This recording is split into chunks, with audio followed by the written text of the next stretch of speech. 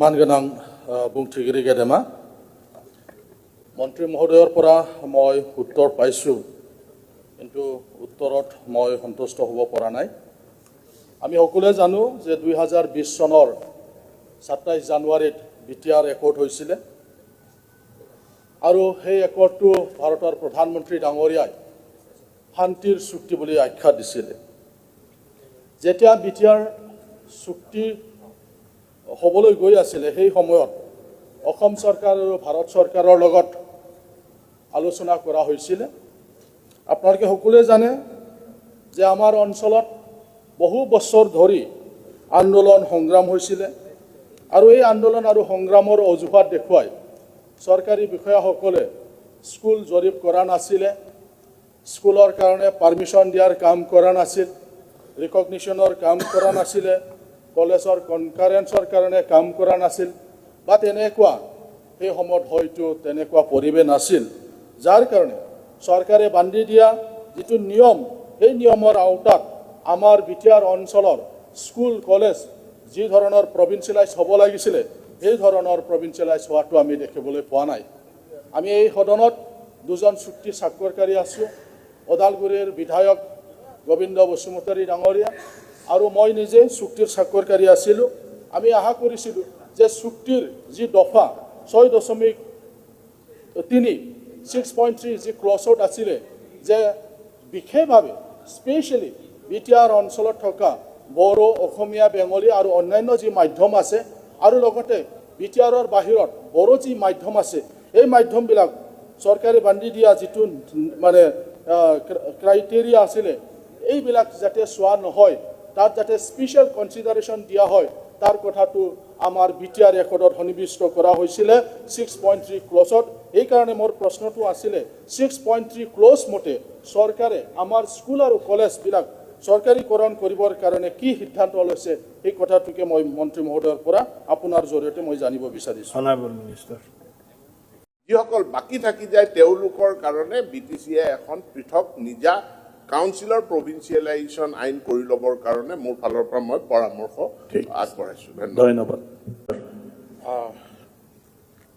মাননীয় অধ্যক্ষ ডাঙৰীয়া,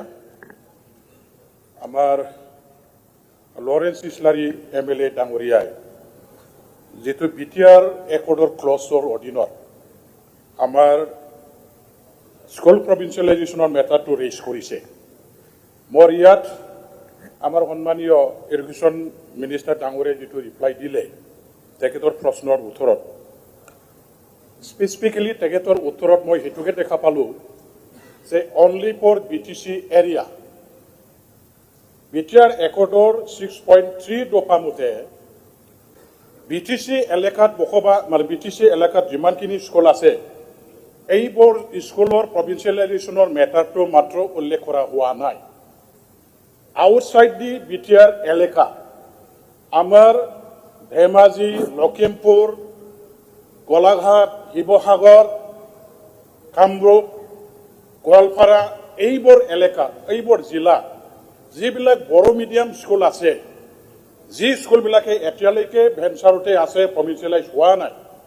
এইবোৰ স্কুলৰ প্ৰভিন্সিয়েলাইজেশ্যনৰ কাৰণেও বিটিআৰ একৰ্ডৰ 6 দফাত যিহেতু উল্লেখ কৰা আছে সেই হিচাপে এই আমাৰ লৰেন্স ইছলাৰী ডাঙৰীয়াৰ যিটো প্ৰশ্নৰ উত্তৰ সেই উত্তৰটো BTC এলেকাত মাত্ৰ কনফাইন নাৰাখি আউটসাইড BTC এৰিয়াত থকা বড়ো মিডিয়াম স্কুলবোৰৰ প্ৰভিন্সিয়েলাইজেশ্যনৰ মেটাৰটো কেনেকৈ প্ৰভিন্সিয়েলাইজেশ্যন কৰিবৰ কাৰণে ব্যৱস্থা কৰাটো ভাল হয় ইয়াৰ ওপৰত আমি সেইটো বিচাৰিছোঁ। এইটো এটা কথা। আৰু আমি জানো যিহেতু এইবোৰ অঞ্চলৰ স্কুলবিলাকৰ অৱস্থা একেবাৰে বেয়া, বড়ো মিডিয়াম স্কুলবিলাক এতিয়া মানে মৰিবলৈ লৈছে, গতিকে এই স্কুলবিলাক এতিয়াই যদি প্ৰভিন্সিয়েলাইজ কৰা নহয় অসমৰ এতিয়াৰ যিটো আইন প্ৰচলিত আইন এই আইনৰ দ্বাৰা দি যিহেতু এই স্কুলবিলাক প্ৰভিন্সিয়েলাইজ কৰাটো সম্ভৱ নহয়, গতিকে একৰ্ডৰ দ্বাৰা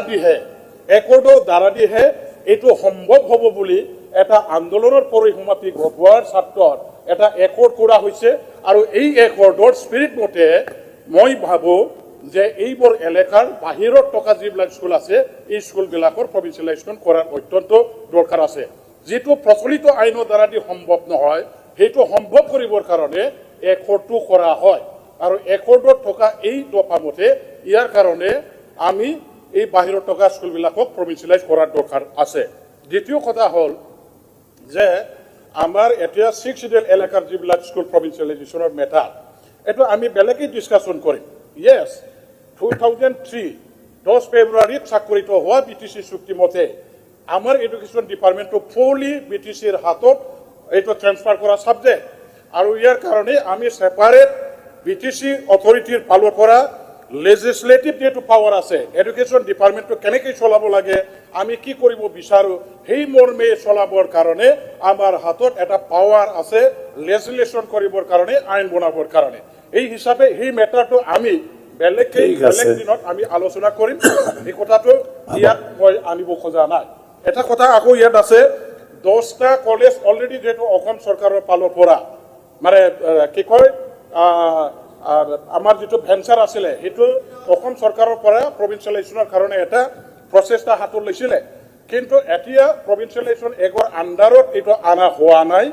আমাৰ এছপিডি ফাণ্ডৰ পৰা এইবিলাক কলেজটো চলাবৰ কাৰণে আৰ্থিকভাৱে যিমানখিনি প্ৰভিন্সিয়েলাইজ কলেজৰ টিচাৰবিলাকে সুবিধা পায় এইখিনি সুবিধাখিনি দিয়া হৈছে কিন্তু এটো ফুল ফ্লেজড ভাৱে প্ৰভিন্সিয়েলাইজ কৰা হোৱা নাই আৰু হেইটো এছপিডি ফাণ্ডৰ পৰা যে দি থকা হৈছে হেইটো কিন্তু আমি জনামতে কেবিনেটত এতিয়ালৈকে এপ্ৰুভাল কৰা হোৱা নাই গতিকে এইটো কেবিনেটত এপ্ৰুভাল কৰিবৰ কাৰণে যাতে ব্যৱস্থা কৰা হয় মই আমাৰ অনাৰেবল মন্ত্ৰী মহোদয়ৰ পৰা এইটো বিচাৰিছো Honorable Minister.